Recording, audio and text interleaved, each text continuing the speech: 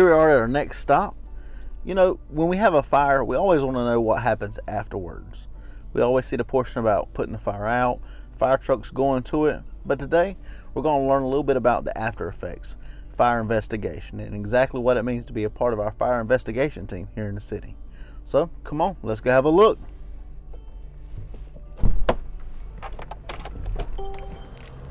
We're here today with our fire investigation team, and a part of it is firefighter Dan. Dan, how you doing today? Doing good, sir. How you doing? Good, man. Good. Thank you so much for taking time out of your day to just show one of the parts of what we do here at the Fayetteville Fire Department other than just putting fire out.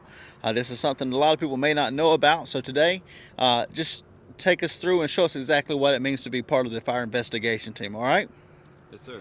So under the North Carolina General Statute, we're obligated to investigate the origin and cause of fires. It's either by the fire chief or the fire chief's designee. We are the fire chief's designee. We're requested out by the first in unit and their company officer if they need assistance in determining the origin and cause of a fire. And the reason that we want to determine what caused these fires is for fire prevention methods. We want to be able to educate the public on things that have caused fires in the past, just so we can create ad campaigns for safety. Okay. Just certain campaigns like stand by your pan, never leave anything unattended while cooking. One of the things about these origin and cause investigations is that we can determine if a cooking appliance or if an electrical device was the cause of a fire. Okay.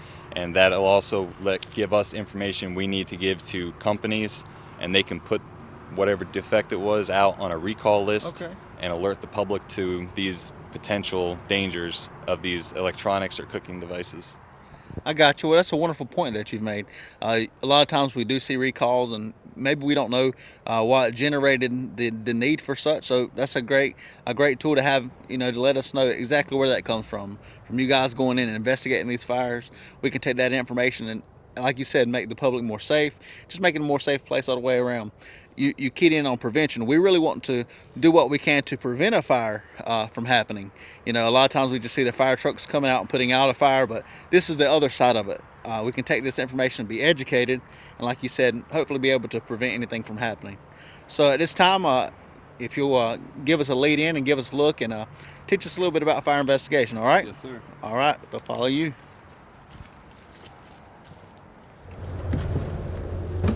So as part of the investigation, one of the first things that we like to do is a scene size up. This usually starts on the exterior and we'll go in a clockwise or counterclockwise motion.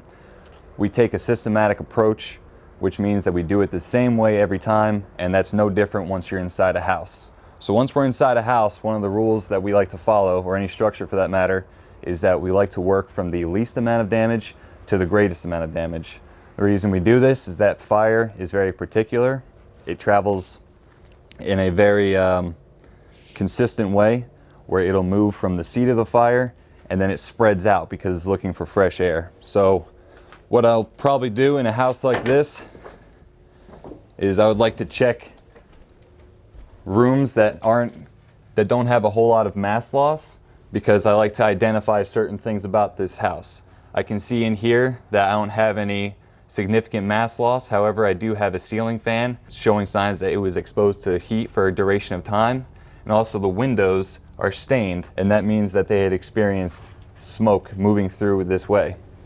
But that still isn't my area of origin, because I know that there's not enough mass loss in there. Now we come into this room and we look up, we see charring on the ceilings.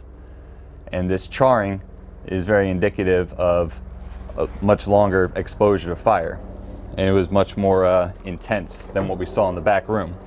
So I'll take a peek into this room as well, but still nothing significant enough to tell me that this is potentially where the fire started. So as we move into this room, now I'm starting to see things a lot more differently. The ceiling joists have much more char on them than they did in the other room, if any at all. We also have the countertops over here are charred. We have cabinets that have completely failed and experienced quite a lot of mass loss. So when we look here, we can see that this area was experiencing mass fire loss. because fire wants to vent out. It wants to get out to fresh air. That's its objective. And as we'll see outside later, this area right here experienced a lot of mass loss. We had an open door, we had multiple windows that fire could vent out of, and once fire is vented properly, it feeds the fire appropriately and keeps making it get bigger and makes it spread out more. So I see this area, it makes me think that we have a potential area of origin in the kitchen, but you still want to examine the exterior. And when I look out here, there's not many signs of large fuel loads, not a whole lot of electrical activity that we could determine would cause this, which leads us to stay right here.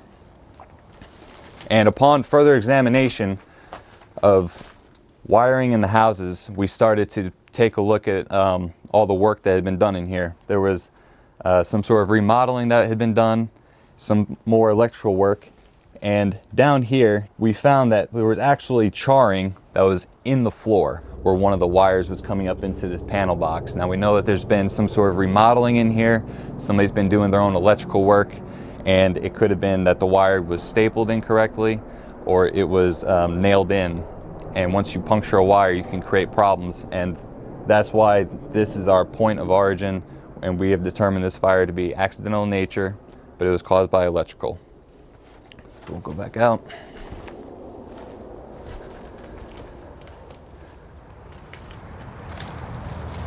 So this is the porch area that I had shown inside, and this was the fire's main source of ventilation. We can see that it had been exposed to a lot of heat, and it was in a direct path of the flow path, and you can see how everything in here is charred more severely than what you found inside, even though there's great mass loss.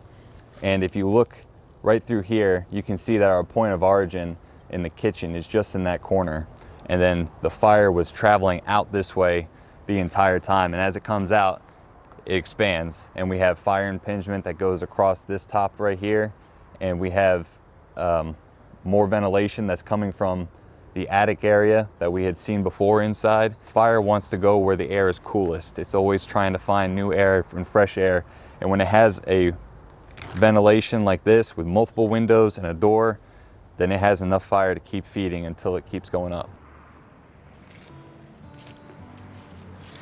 Nice to have you back with us, Dan. Thank you so much for taking time out of your day to show us what it means to be part of the fire investigation team and seeing a different aspect of the fire department. We really appreciate it and hope you have a wonderful day, man. Thank you, sir. You too. Thank you again, guys. Again, continue to follow us. You can check us out on our social media sites as well as our city website. Again, thank you so much and have a wonderful day.